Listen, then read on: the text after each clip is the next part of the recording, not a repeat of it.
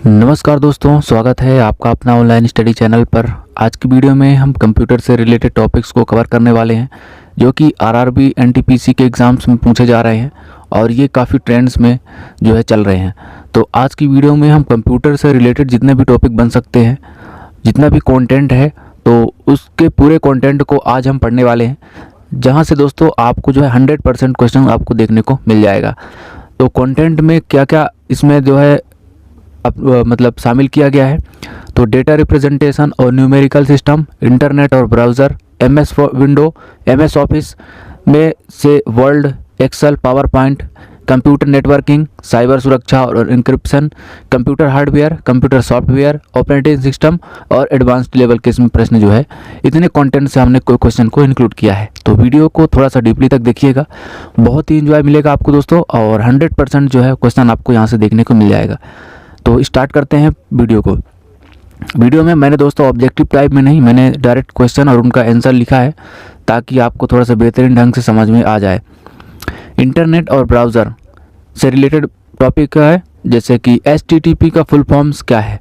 तो ये दोस्तों काफ़ी ट्रेंडिंग में चल रहा है, और HTTP का फुल फॉर्म यहाँ पर होता है हाइपर टेक्स्ट ट्रांसफ़र प्रोटोकॉल। यह वर्ल्ड वाइड वेब पर डाटा ट्रांसफ़र के लिए प्रोटोकॉल होता है, जो कि HTTP का फुल फॉर्म्स है।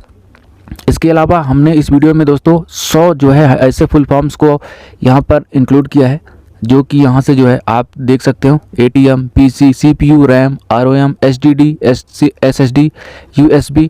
तो इसको क्या करना है आपको दोस्तों, यहाँ पर मैं स्क्रीन के सामने ला रहा हूँ, तो आप इसको जो है स्क्रीनशॉट ले लीजिए, तो जो है आपको रिवीजन करने में काम आ जाएगा।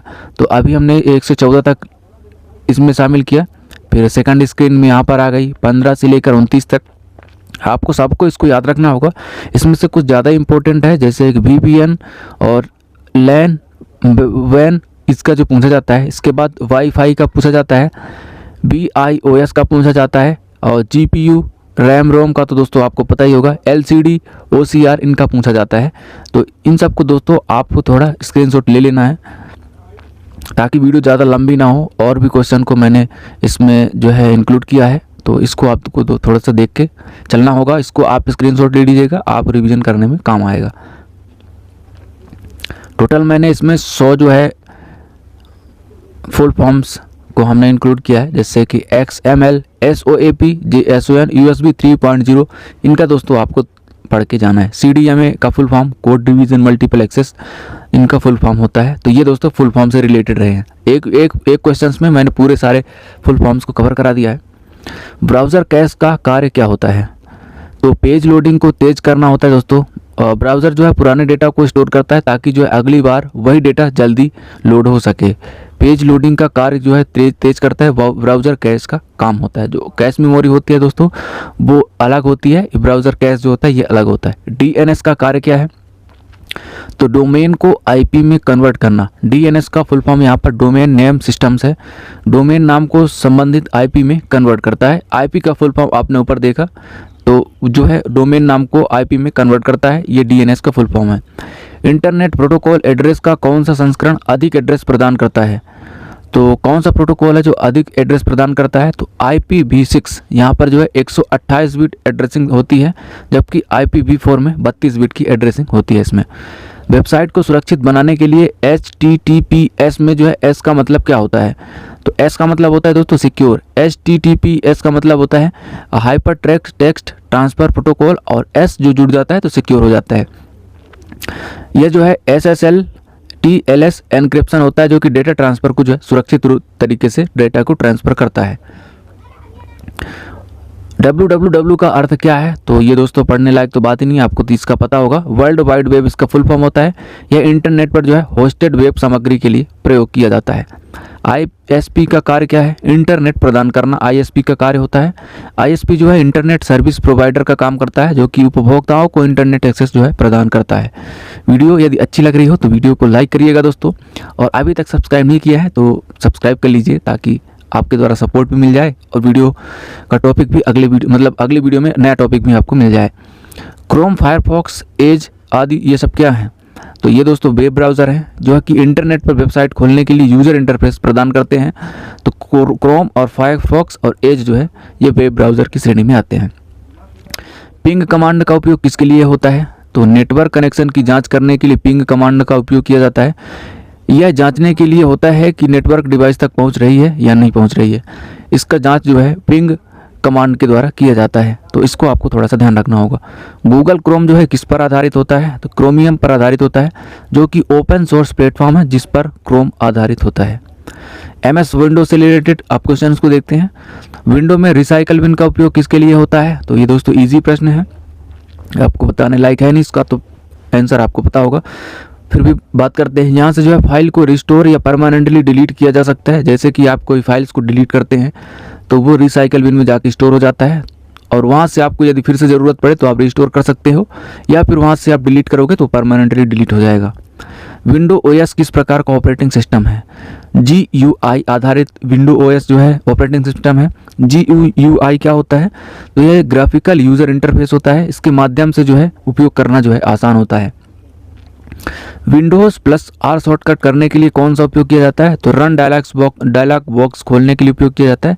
ये विभिन्न कमांडों को जो है फोल्डर खोलने में सहायक करता है। विंडो टास्क मैनेजर को खोलने के लिए कौन सी शॉर्टकट की यूज़ की जाती है? तो Ctrl+Shift+ESC का उपयोग करके हम विंडो टास्क मैनेजर को खोल सकते हैं। यह क्या शो करता है? सिस्टम की प्रोसेसर्स और एप्स परफॉर्मेंस को दिखाता है। तो इस प्रकार से आप दोस्तों शॉर्टकट कीज़ का उपयोग करके जो है कई सारे फंक्शन को यूज़ कर सकते हैं, मतलब देख सकते हैं। उसके लिए मैंने प्लेलिस्ट में वीडियोस डाल दी है, तो आप प्लेलिस्ट में जाकर देखिएगा। पूरे शॉर्टकट कीज़ का मैंने जो है डिटेल से मैंने समझा दिया है, तो आप एक बार ज़रूर विजिट करिएगा। विंडो में सेफ मोड का उपयोग कब किया जाता है? सिस्टम समस्या के समाधान के लिए जो है सेफ मोड का उपयोग किया जाता है। सीमित ड्राइवरों के साथ जो है विंडोज़ को स्टार्ट करता है तो सेफ मोड का उपयोग किया जाता है। विंडो एक्सप्लोरर का क्या काम है?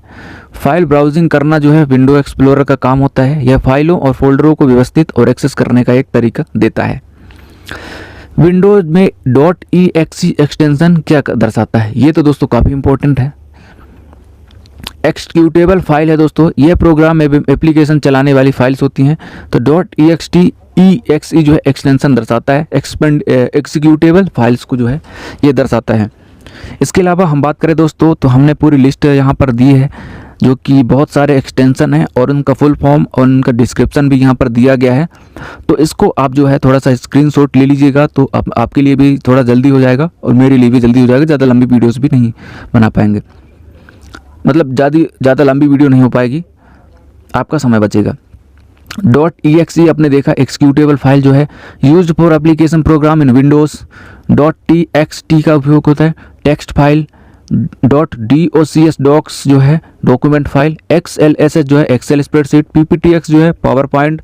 JPG जो है JPEG इमेज फॉर्मेट जो है joint photographic expert group image format के रूप में इसको देखा जाता है। .png .gif .mp3 .mp4 .pdf .html .css .js और इतने सारे सभी जो है इसमें दिए गए हैं।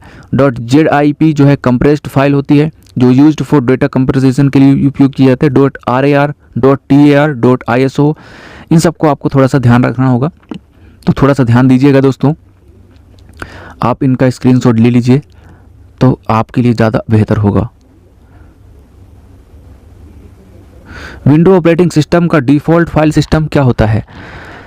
तो इसके लिए होता है दोस्तों NTFS। यह फाइल सिक्योरिटी लॉगिंग और डेटा को सपोर्ट करता है, जो कि NTFS का सिस्टम कार्य करता है।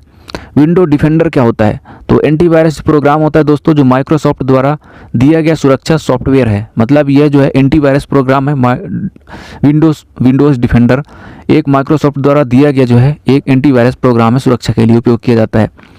कंट्रोल पैनल किस लिए होता है? कंट्रोल पैनल किसके लिए होता है दोस्तों? तो सिस्टम सेटिंग प्रबंधित करने के लिए होता है कंट्रोल पैनल। इसमें जो है हार्डवेयर, साउंड, नेटवर्क प्रोग्राम्स आदि को जो है सेट किया जाता है। MS ऑफिस से रिलेटेड आप देखते हैं, इसमें जो है MS Word, MS Excel, MS PowerPoint जो है इसमें इंक्लूड किया गया है। Ctrl+Shift+L को हम प्रेस करेंगे तो क्या चालू हो जाएगा? बुलेट पॉइंट लागू करने के लिए जो है Ctrl Shift और L को प्रेस करते हैं, जो कि ये चयनित टेक्स्ट को जो है बुलेट लिस्ट में बदल देता है। लुकअप फंक्शन का उपयोग क्यों किया जाता है? लुकअप फंक्शन का उपयोग जो है डेटा को सर्च करने के लिए किया जाता है। यह एक कॉलम में किसी वैल्यू को ढूंढकर जो है दूसरी डेटा के कॉलम से जो है डेटा को निकालता है। पावर पॉइंट में स्लाइड सॉर्टर व्यू का प्रयोग क्यों होता है? तो इसका प्रयोग क्यों होता है दोस्तों, इसमें जो है सभी स्लाइड्स जो है थंबनेल के रूप में दिखाई देने लगती है, जो कि स्लाइड सॉर्टर व्यू के प्रयोग में दिखाई देती है, जो कि बगल में जो है थंबनेल का जैसे दिखाई देता है। MS एक्सेल में कितने कॉलम होते हैं? तो 16,384 कॉलम्स होते हैं। एक्सेल में कॉलम A से XFD तक होते हैं। MS वर्ड में मेल मर्ज को उपयोग क्यों किया जाता है? तो मेल को मर्ज करने के लिए जो है एक ही पत्र एक ही मेल को कई जो रिसीवर्स को सेंड करने के लिए मेल मर्ज का उपयोग किया जाता है। इसमें दोस्तों नाम पता जो है स्वतः चेंज होकर व्यक्तिगत पत्र जो है तैयार करता है। MS एक्सेल में सेल रेंज A1 से B2 में कितने सेल होते हैं? यदि A1 और B2 के बीच की बात करें तो कितने सेल होंगे? तो इसमें 4 सेल होंगे, क्योंकि इसमें 2 पंक्तियां होंगी और 2 स्तंभ होंगे। तो इस प्रकार इसमें 4 कोशिकाएं, जो सेल यहाँ पर कोशिकाएं नहीं होंगी दोस्तों, ये सेल्स को इन्होंने हिंदी में कन्वर्ट कर दिया है तो कोशिका कहलाएगी, जबकि यहाँ पर सेल्स होंगे। MS वर्ड में ट्रैक चेंज का उपयोग क्यों किया जाता है? तो एडिटिंग को ट्रैक करने के लिए किया जाता है, ट्रैक चेंज के लिए। यह दिखाता है कि दस्तावेज में जो डॉक्यूमेंट में है कौन से बदलाव किए गए हैं। पावर पॉइंट में एनिमेशन पेज किसके लिए होता है? तो एनिमेशन इफेक्ट को मैनेज करने के लिए होता है। एनिमेशन यह स्लाइड एलिमेंट पर लगाए गए सभी एनिमेशन को दर्शाता है। SUMIFS फंक्शन क्या कहलाता है? तो शर्तों के अनुसार जो है ये योग करता है। सम इफ्स जो है शर्तों के अनुसार जो है मतलब जो भी आप कमांड देंगे उस कमांड के अनुसार जो है ये टोटल करता है। ये एक से अधिक जो है कमांडों के आधारित पर शर्तों के आधारित पर जो है डेटा को जोड़ता है। MS वर्ड में फुट नोट का प्रयोग कहाँ पर होता है? तो पेज के नीचे एक छोटा सा नोट होता है जो किसी शब्द की व्याख्या को दिखाने के लिए होता है। अतिरिक्त जानकारी के लिए फुट नोट का उपयोग किया जाता है। नेटवर्किंग से रिलेटेड देखते हैं अब ये टॉपिक। नेटवर्किंग में स्विच का कार्य क्या करता है? तो नेटवर्क डिवाइसेस को कनेक्ट करना जो है नेटवर्किंग में स्विच का कार्य होता है। यह डेटा पैकेट्स में सही डिवाइस पर भेजता है। IP एड्रेस कितने प्रकार के होते हैं? 2 प्रकार के IP एड्रेस होते हैं दोस्तों, IPv4 और IPv6। IPv4 में जो है 32 बिट की इन्फॉर्मेशन होती है और IPv6 में जो है 128 बिट की इन्फॉर्मेशन जो है स्टोरेज हो सकती है। LAN का फुल फॉर्म क्या होता है? लोकल एरिया नेटवर्क जो है LAN का फुल फॉर्म होता है। यह दोस्तों सीमित दायरे के जो है डिवाइस में उपयोग किया जाता है, जैसे कि ऑफिस और स्कूल, छोटे छोटे एरियाज में जो है लोकल एरिया नेटवर्क का उपयोग किया जाता है। OSI मॉडल में कितनी लेयर होती हैं? 7 लेयर होती हैं दोस्तों। Application, presentation, session, transport, network, data link और फिजिकल। तो OSI मॉडल में जो है 7 लेयर होती हैं, जो कि यहाँ पर दिया गया है। इसको आपको थोड़ा सा ध्यान रखना होगा। नेटवर्किंग के लिए सबसे छोटा यूनिट क्या होता है? तो मतलब नेटवर्क सिस्टम में सबसे छोटा यूनिट कौन सा होता है? स्टोरिंग के बारे में बात करें तो बिट जो है सबसे छोटा यूनिट होता है। डेटा का ट्रांसमिशन जो है बिट्स के रूप में होता है। वाईफाई की फुल फॉर्म क्या होती है? तो वायरलेस फिडेलिटी होती है दोस्तों। यह एक नेटवर्क तकनीकी है जो कि रेडियो वेव्स के माध्यम से डेटा ट्रांसमिट करती है। नेटवर्क टोपोलॉजी क्या दर्शाती है? तो नेटवर्क के संरचना की व्यवस्था करता है, नेटवर्क टोपोलॉजी कहलाता है, जैसे कि स्टार, बस, रिंग, मेन, ये सभी नेटवर्क टोपोलॉजी है। मतलब नेटवर्क का कनेक्शन जो है स्टार के रूप में होगा तो स्टार टोपोलॉजी, बस के रूप में होगा तो बस टोपोलॉजी, रिंग टोपोलॉजी और मैश टोपोलॉजी। इस प्रकार से 4 टोपोलॉजीज जो है नेटवर्क के रूप में होती हैं। MAC एड्रेस क्या होता है? मैक एड्रेस क्या होता है दोस्तों? तो यूनिक हार्डवेयर एड्रेस होता है। यह नेटवर्क जो है डिवाइस को यूनिक रूप से पहचानता है, तो यह मैक एड्रेस कहलाता है। इंटरनेट में DNS का कार्य क्या होता है? तो डोमेन नाम को IP में कन्वर्ट करना जो है DNS का फुल फॉर्म होता है और कार्य भी होता है इसको। यह जो है नाम को IP में ट्रांसलेट करता है ताकि सिस्टम जो है समझ सके।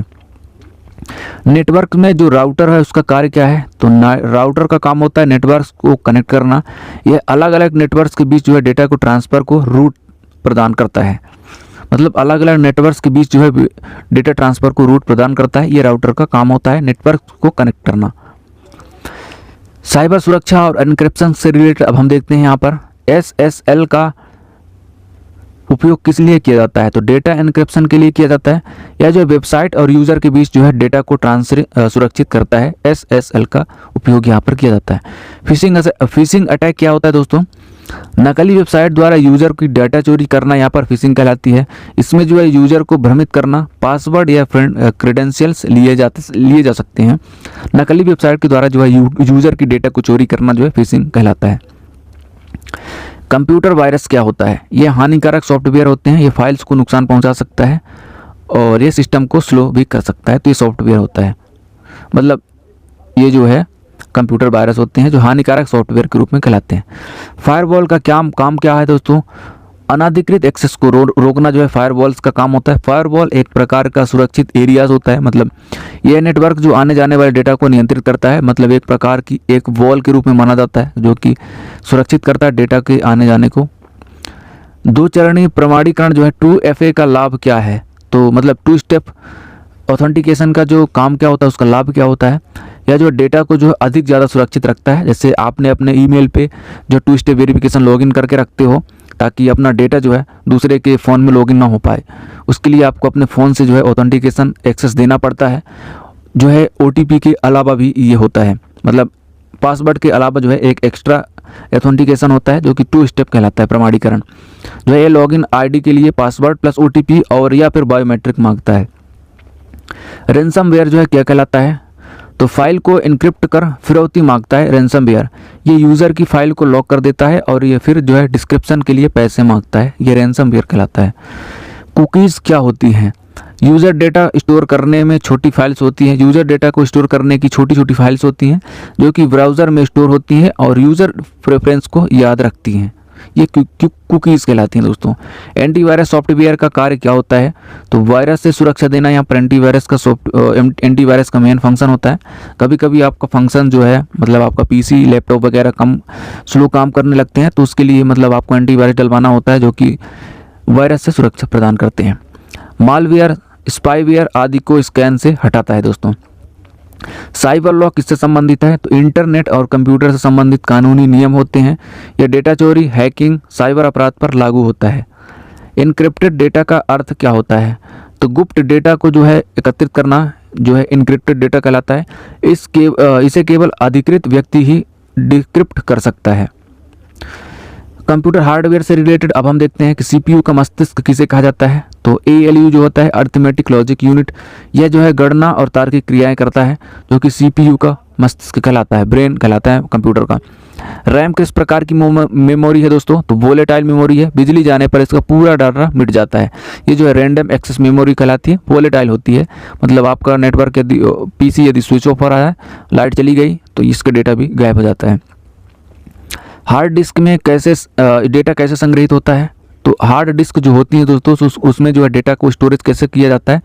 तो मैग्नेटिक रूप में उपयोग किया जाता है। यह प्लेट्स पर घूमते हुए डेटा को स्टोर करती है। जो मैग्नेटिक डिस्क जो होती थी उस पर जो डेटा को स्टोरेज किया जाता था, चुंबकीय रूप में स्टोरेज हुआ था। SSD का लाभ क्या है? SSD का लाभ क्या है? इसकी स्पीड जो है बहुत तेज़ है। इसकी रीड और राइट स्पीड बहुत तेज़ है, मतलब इसको ये जो बहुत तेज़ी से डेटा को पढ़ सकता है और स्टोरेज भी कर सकता है। इसमें कोई जो है मूविंग पार्ट नहीं होते हैं जिससे गति तेज़ होती है। एक CD होती है, एक SSD होती है। SSD में कोई मूविंग पार्ट नहीं होता है। कंप्यूटर मॉनिटर किस प्रकार का डिवाइस है? तो मॉनिटर की बात करें तो यहाँ पर आउटपुट डिवाइस है।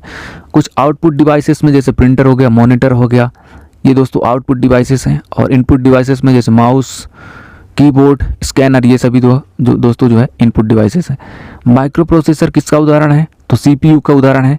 यह कंप्यूटर का केंद्रीय प्रोसेसिंग यूनिट होता है, सेंट्रल प्रोसेसिंग यूनिट होता है, जो कि जो है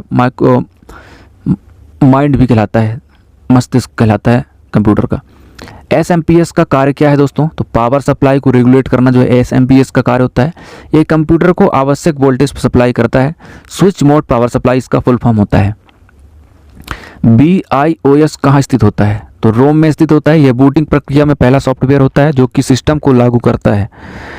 कंप्यूटर मदरबोर्ड का क्या कार्य है? तो सभी हार्डवेयर को जो है जोड़ना जो है कंप्यूटर मदरबोर्ड का काम होता है, जहां पर CPU, रैम, SSD, GPU आदि को जो है एक साथ जोड़ता है। मदरबोर्ड जो है हर PCs में, कंप्यूटर में बिना मदरबोर्ड के कोई इलेक्ट्रॉनिक डिवाइस चल ही नहीं सकती। तो यहाँ पर मदरबोर्ड का काम होता है जहाँ पर सभी सिस्टम हार्डवेयर जो है एक साथ कनेक्ट होते हैं। ऑप्टिकल माउस किस प्रकार काम करता है? तो ऑप्टिकल माउस जो है लाइट सेंसर के अनुसार काम करता है। यह सतह की स्पीड को डिटेक्ट कर स्क्रीन पर पॉइंटर को मूव कराता है, जो है ऑप्टिकल माउस का काम होता है। कंप्यूटर सॉफ्टवेयर से रिलेटेड अब हम देखते हैं सिस्टम सॉफ्टवेयर क्या कहलाता है। हार्डवेयर को नियंत्रित करता है, यह सिस्टम सॉफ्टवेयर कहलाता है, जो कि ऑपरेटिंग सिस्टम, BIOS और ड्राइवर होते हैं सिस्टम सॉफ्टवेयर। एप्लीकेशन सॉफ्टवेयर का उदाहरण क्या है, जैसे कि MS वर्ड और बहुत सारे ऐप्स जो होते हैं वो सब एप्लीकेशन सॉफ्टवेयर होते हैं।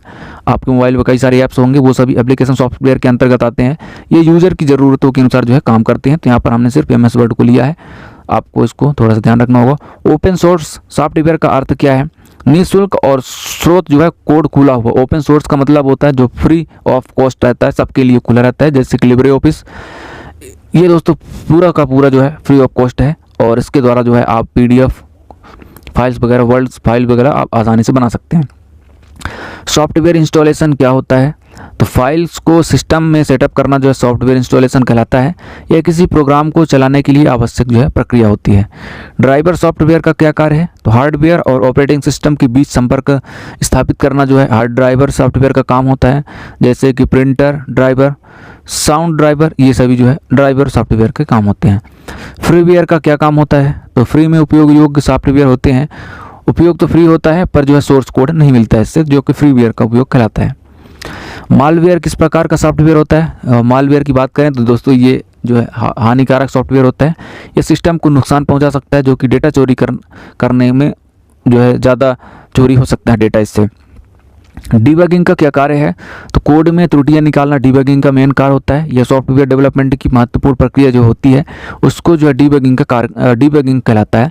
मतलब कोड जितने भी कोड्स हैं, कितने भी सिस्टम ऑपरेटिंग में हैं, तो उसमें से जो कोड से त्रुटियां निकालने के लिए जो उपयोग किया जाता है सिस्टम, उसको जो है डीबगिंग कहलाता है, जो कि सॉफ्टवेयर डेवलपमेंट की महत्वपूर्ण प्रक्रिया होती है। फर्मवेयर क्या होता है, तो हार्डवेयर में एम्बेडेड सॉफ्टवेयर होते हैं जो फर्मवेयर कहलाते हैं। ये रोम में जो है स्टोर होते हैं और मतलब स्थायी होते हैं, परमानेंट होते हैं। प्रोग्रामिंग लैंग्वेज क्या होती है, तो दोस्तों निर्देशों का एक समूह होता है जो कि कंप्यूटर को कार्य करने के लिए निर्देश देती है। मतलब ये प्रोग्रामिंग लैंग्वेज होती हैं, जैसे पाइथन, C++, जावा, ये जो है प्रोग्रामिंग लैंग्वेज होती है। मतलब निर्देशों के समूह होते हैं जिसको कमांड देने पर जो है लैंग्वेज जो है काम हो जाता है। ऑपरेटिंग सिस्टम से रिलेटेड अब हम देखेंगे प्रश्न को। ऑपरेटिंग सिस्टम का मुख्य कार्य क्या होता है, यूज़र और हार्डवेयर के बीच जो है संपर्क स्थापित करना जो है ऑपरेटिंग सिस्टम का मेन काम होता है। यह सिस्टम रिसोर्स को प्रतिबंधित करता है। मल्टीटास्किंग ऑपरेटिंग सिस्टम का क्या कार्य है, एक समय में कई कार्य करना जो है मल्टीटास्किंग कहलाता है। जैसे कि विंडोज़ में म्यूजिक भी चल रही हो और ब्राउजिंग भी कर रहे हो और बगल में आप यूट्यूब भी चला रहे हो और बहुत सारे सॉफ्टवेयर जो है एक साथ चलाना जो है मल्टीटास्किंग कहलाता है। लाइनक्स जो है किस प्रकार का ऑपरेटिंग सिस्टम है, तो ओपन सोर्स जो है लाइनक्स जो ऑपरेटिंग सिस्टम होता है। कई बार ये भी पूछ लिया जाता है कि लाइनक्स जो है क्या है, तो यह एक प्रकार का ओपन सोर्स जो है लाइनक्स ऑपरेटिंग सिस्टम है, जो कि पूरी तरह से निःशुल्क है और मॉडिफाई किया जा सकता है इसको। विंडोज़ किस प्रकार का ऑपरेटिंग सिस्टम है, तो GUI आधारित है, इसको हमने देख लिया ऊपर। ऑपरेटिंग सिस्टम में जो है कर्नल का क्या कार्य, कर्नल क्या करता है, सिस्टम के कोर कार्य को जो है संभालता है। यह हार्डवेयर और सॉफ्टवेयर को जोड़ता है। मतलब जो सिस्टम का जो मेन फंक्शन होते हैं, जो कोर के रूप में कहलाते हैं, उसको जो है संभालता है और हार्डवेयर और सॉफ्टवेयर के बीच में संबंध बना के रखता है। रियल टाइम ऑपरेटिंग सिस्टम का उपयोग कहाँ पर होता है, तो रियल टाइम ऑपरेटिंग सिस्टम का उपयोग जो है मशीन कंट्रोल एविएशन सिस्टम में उपयोग किया जाता है। यह समय के साथ जो सटीक प्रतिक्रिया भी देता है, जो कि रियल टाइम, जैसे लाइव वॉचिंग करना हो, एविएशन सिस्टम में उपयोग करना हो, लाइव ट्रैकिंग करना हो, तो ये जो है रियल टाइम ऑपरेटिंग सिस्टम इसका उपयोग करता है। बूटिंग क्या होती है, तो सिस्टम को रीस्टार्ट करना जो है, मतलब सिस्टम को स्टार्ट करना बूटिंग कहलाती है। कंप्यूटर को ऑन करके ऑपरेटिंग सिस्टम लोड करने की प्रक्रिया जो है बूटिंग कहलाती है। एंड्रॉयड किस पर आधारित होता है, तो लाइनक्स कर्नल पर आधारित होता है। यह मोबाइल ऑपरेटिंग सिस्टम है जो कि लाइनक्स के कोर पर आधारित होते हैं। तो एंड्रॉयड जो है लाइनक्स कर्नल वर्जन होते हैं जो कि लाइनक्स के कोर पर आधारित होते हैं। डिवाइस ड्राइवर क्या होते हैं, तो डिवाइस ड्राइवर होता है हार्डवेयर और ऑपरेटिंग सिस्टम को जोड़ता है। यह हार्डवेयर की कार्यक्षमता को ओपन ऑपरेटिंग सिस्टम के साथ समन्वित करता है। डेडलॉक किसे कहते हैं, दो प्रोसेसेस का संसाधन के लिए अटक जाना यह मल्टी प्रोसेसिंग सिस्टम की एक समस्या होती है। डेडलॉक वह प्रक्रिया होती है दोस्तों जिसमें दो प्रोसेस जो है संसाधन का एक साथ अटक जाना, मतलब दो प्रोसेसिंग कर रहे हो तो उसमें से दोनों प्रोसेसिंग अटक गई हो तो उसको डेडलॉक कहते हैं। यह मल्टी प्रोसेसिंग सिस्टम की एक समस्या होती है। कभी कभी आपके मोबाइल फ़ोन में जब आप मल्टी प्रोसेसिंग कर रहे होते हैं स्प्लिट स्क्रीन करके, तो जो है दोनों ऐप का ना चलना जो है डेडलॉक कहलाता है। जनरल कंप्यूटर अवेयरनेस से रिलेटेड देखते हैं, जो कि ऊपर के क्वेश्चन है। कंप्यूटर को हिंदी में क्या कहते हैं? तो इसको दोस्तों हिंदी में संगणक कहा जाता है। ये गणना करने वाली इलेक्ट्रॉनिक मशीन है, जो कि काफ़ी इजी क्वेश्चन है। ये वाला क्वेश्चन जो पूछा जाता है, कंप्यूटर का जनक किसे कहा जाता है? चार्ल्स बेबेज को कहा जाता है। एनालिटिकल इंजन का आविष्कार इन्होंने किया था। पहला इलेक्ट्रॉनिक कंप्यूटर कौन सा था? तो एनियक था। यह वैक्यूम ट्यूब आधारित था और अमेरिका में बना हुआ था।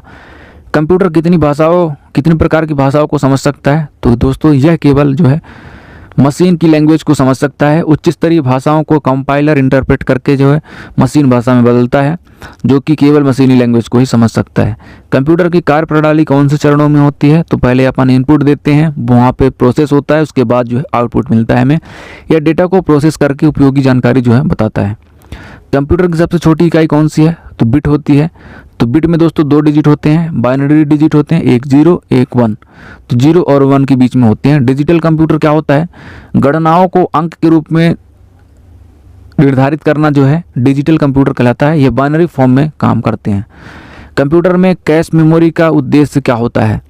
CPU और रैम के बीच तेज एक्सेस और प्रोसेसिंग गति को बढ़ाना जो है कैश मेमोरी का मेन काम होता है, जो कि यहाँ पर इसका सही उत्तर हो जाएगा। कंप्यूटर विज्ञान की शाखा जो बुद्धिमत्ता पर आधारित होती है, कृत्रिम बुद्धिमत्ता, आर्टिफिशियल इंटेलिजेंस कहलाती है दोस्तों। यह मशीन को सोचने, निर्णय लेने और सीखने की क्षमता देती है, जैसे कि चैट GPT, चैटबॉट, जेमिनी, ये सभी दोस्तों AI के ही सोर्स हैं। और जो आप जो कमांड दोगे तो उसके हिसाब से ये जो है सोचकर उसका उत्तर देंगे।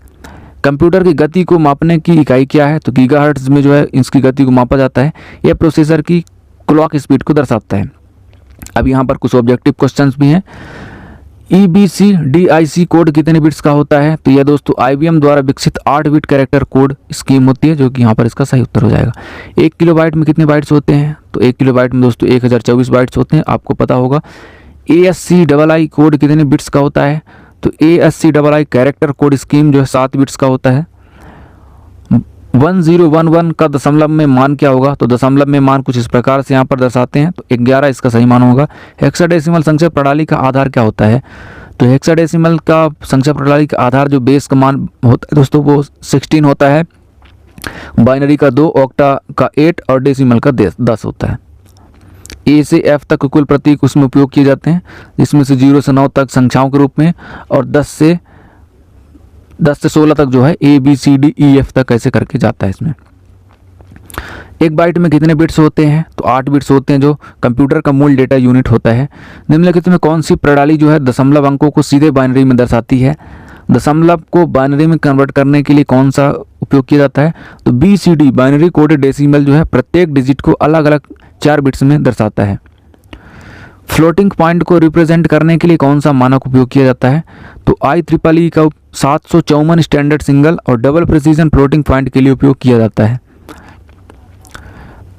तो प्रश्न खत्म हुए दोस्तों। तो आज की वीडियो में मैंने जो है 2025 के रेलवे के क्वेश्चंस में जो है ज़्यादा जो है पूछे जा रहे हैं क्वेश्चंस, और तो उस प्रकार हमने ट्रेंडिंग क्वेश्चन को इंक्लूड किया था। तो यदि आप यहाँ तक देखते आ रहे हैं तो चैनल को जरूर सब्सक्राइब करिएगा, लाइक करिएगा और अपनी राय जरूर कमेंट करके बताइएगा। मिलते हैं अगली वीडियो में एक नए टॉपिक के साथ, तब तक पढ़ते रहिए। जय हिंद, धन्यवाद।